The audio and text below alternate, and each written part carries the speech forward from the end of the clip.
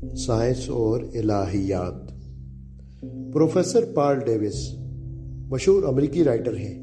وہ Arizona state university میں ایک ریسرچ سینٹر بیانڈ کے ڈائریکٹر ہیں۔ وہ کئی کتابوں کے مصنف ہیں۔ ان کی ایک کتاب کا نام گولڈی لاکس انگما ہے۔ حال میں ان کا ایک مقالہ مجلہ گارڈین نیوز پیپر لمیٹڈ 2007 میں چھپا ہے۔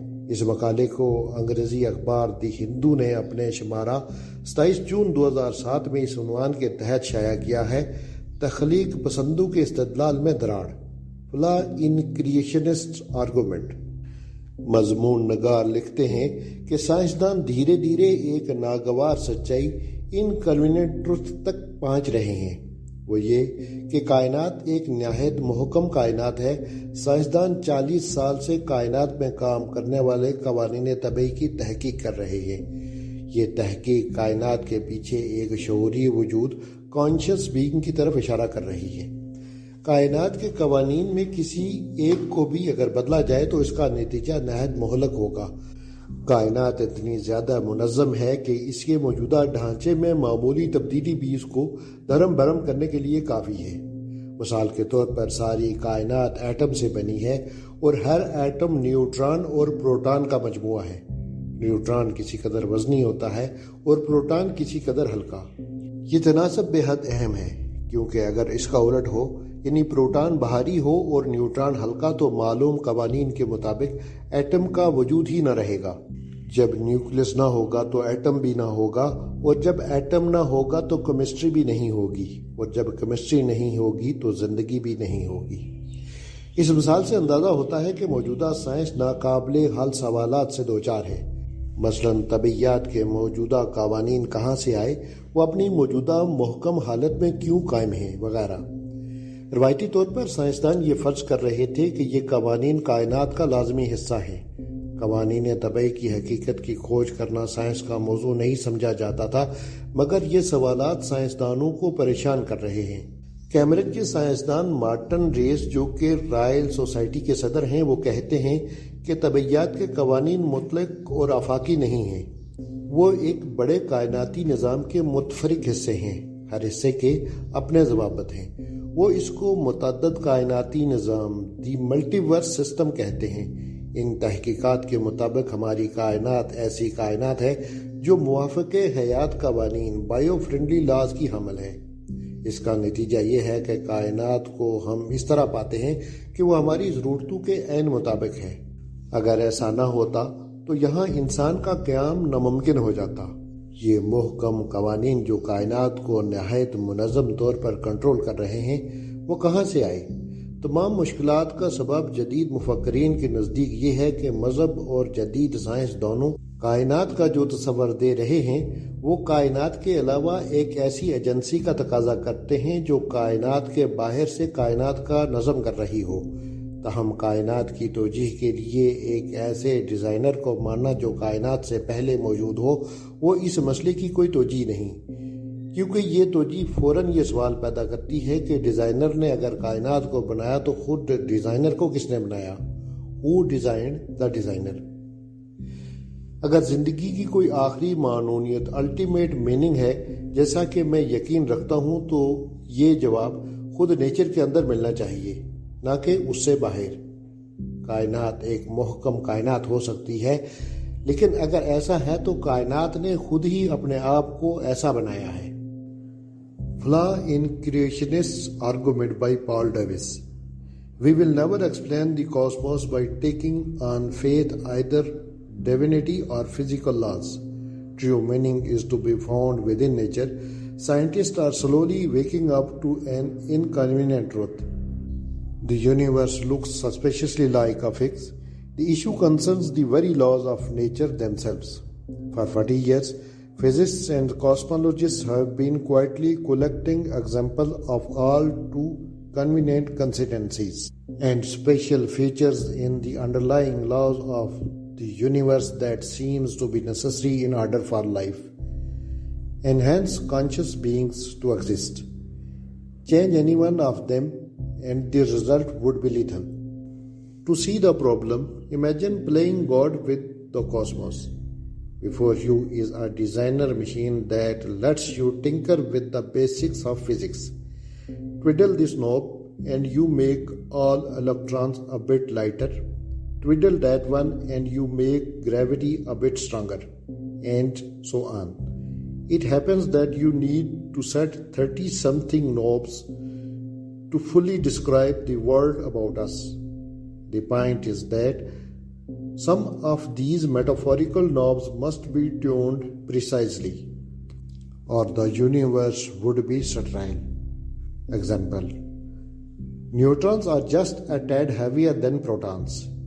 If it were the other way around, atoms could not exist, because all the protons in the universe would have decayed into neutrons shortly after the Big Bang. No protons, then no atomic nucleuses, and no atoms. No atoms, no chemistry, no life. Like baby bear's porridge in the story of Goldilocks, the universe seems to be just right for life. So what's going on? Fueling the controversy is an unanswered question lurking at the very heart of science. The origin of the laws of physics. Where do they come from? Why do they have the form that they do? Traditionally, scientists have treated the laws of physics as simply given elegant mathematical relationships that were somehow imprinted on the universe at its birth and fixed thereafter. Inquiry into the origin and nature of laws was not regarded as a proper part of science. Illusionary impression. But the embarrassment of the Goldilocks enigma has prompted a rethink.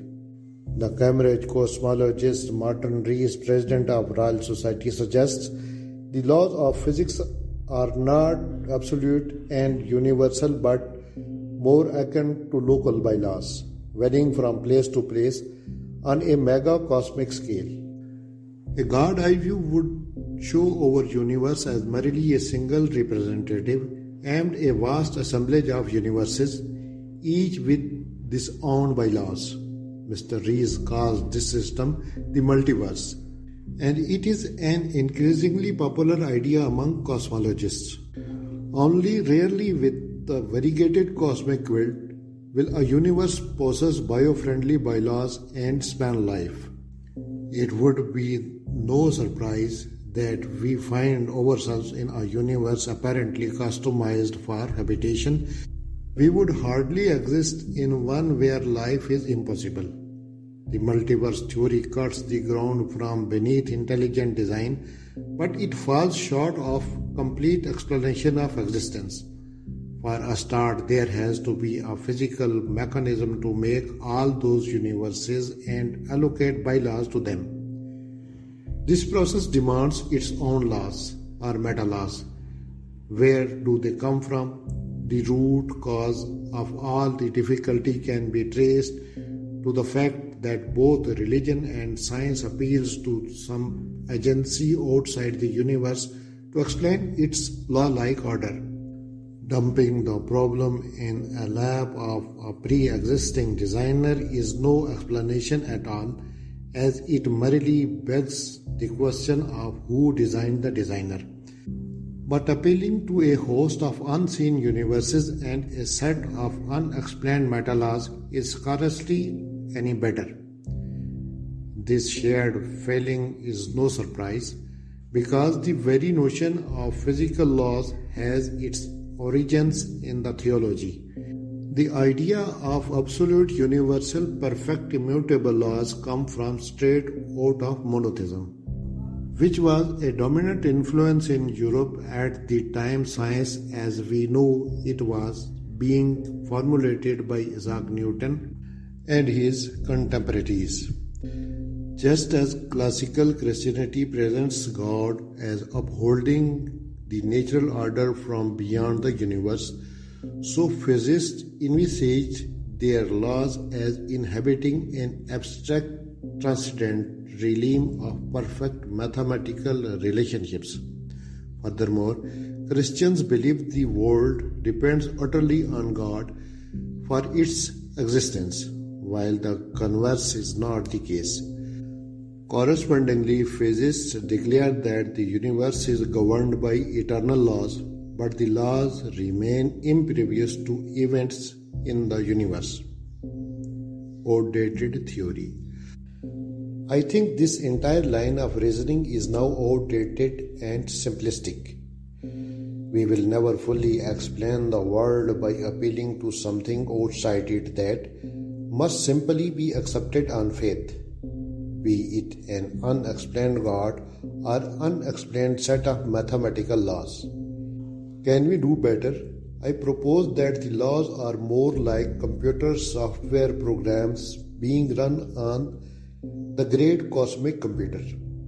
They emerge with the universe at the Big Bang and are inherent in it, not stamped on it from without like a marker mark.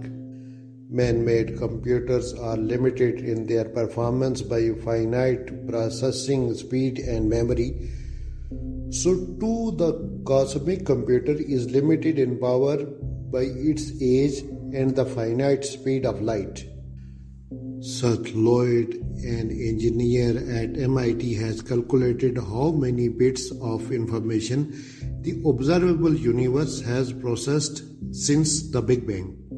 The answer is 1 followed by 122 zeros. Crucially, however, the limit was smaller in the past because the universe was younger.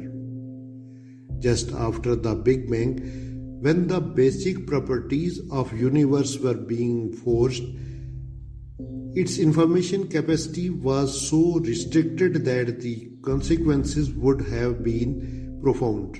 Here's why. If Allah is truly exact mathematical relationship, it requires infinite information to specify it. In my opinion, however, no law can apply to a level of precision finer than all the information in the universe can express. Infinitely precise laws are an extreme idealization with no shred of real world justification. In the first split second of cosmic existence, the laws must therefore have been seriously fuzzy. Then, as the information content of the universe climbed, the laws focused and homed in on the life-encouraging form observed today. But the flaws in the laws left enough wiggle room for the universe to engineer its own biofriendliness. If there is an ultimate meaning to existence, as I believe is the case, the answer is to be found within nature, not beyond it. The universe might indeed be a fix, but if so, it has fixed itself. Paul Davis is director of Beyond, a research center at Arizona State University, and author of the Goldilocks Enigma. वजाहत इलाहियात के मामले में जदीद जहन सख्त confusion का शिकार है। इसका एक अंदाज़ा प्रोफेसर पॉल डेविस के मज़कूरा मज़मून से होता है। मुल्हिद फ़लसफ़ा अक्सर ये कहते रहे हैं कि अगर मजहबी अकीदे के मुताबिक खुदा ने कायनात को बनाया तो खुद खुदा को किसने बनाया है। मगर यह सवाल मुकम्मल तौर पर एक गैर मंतकी इलॉजिकल सवाल है। ये मंतिक लॉजिक की नफ़ी है। मज़ीद ये कि मज़कूरा एतराज़ एक खुली तज़ाद फ़िक्री पर कायम है। ये लोग खुद तो कायनात को बगैर खालिक के मान रहे हैं, मगर खालिक को मानने के लिए वो एक खालिक का मुतालबा करते हैं। हालांकि कायनात का वजूद अगर बगैर खालिक के मुमकिन है तो खालिक का वजूद भी बगैर खालिक के मुमकिन होना चाहिए।